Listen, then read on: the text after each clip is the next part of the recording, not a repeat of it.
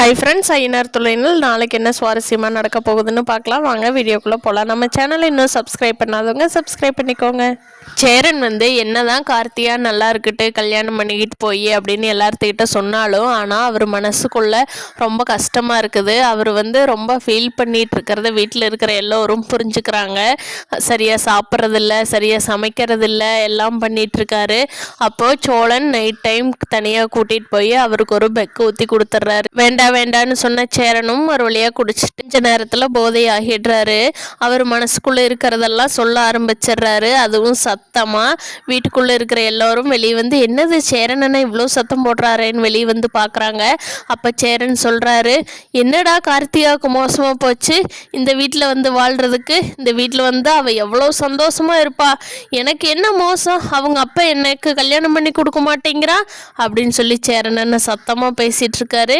இந்த வீட்டில் என்னடா குறைச்சல், அவளுக்கு என்ன குறை வச்சிருவோம், இங்கே ராணி மாதிரி வச்சு பார்த்துக்குவேன், நான் தங்கத்தட்டில் வச்சு தாங்குவேன் கார்த்திகாவை.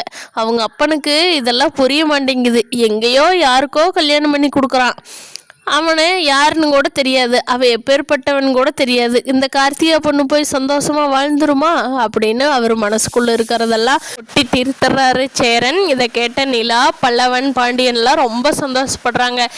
மனசுக்குள்ளே இருக்கிறதெல்லாம் சேரன்னா இன்னைக்கு தான் வெளிப்படையாக சொல்லியிருக்காரு, இதுக்காகவே நம்ம சோழனுக்கு நன்றி சொல்லணும் அப்படின்னு சொல்லிட்டு எப்படியாவது கார்த்திகாவை கொண்டுட்டு வந்துடலாமா அப்படின்னு யோசனை பண்ணுறாங்க. பார்க்கலாம் ஃப்ரெண்ட்ஸ், நாளைக்கு என்னென்ன அடுத்து நடக்க போகுதுன்னு. இந்த வீடியோ பிடிச்சிருந்தா லைக் பண்ணிக்கோங்க. தேங்க்யூ.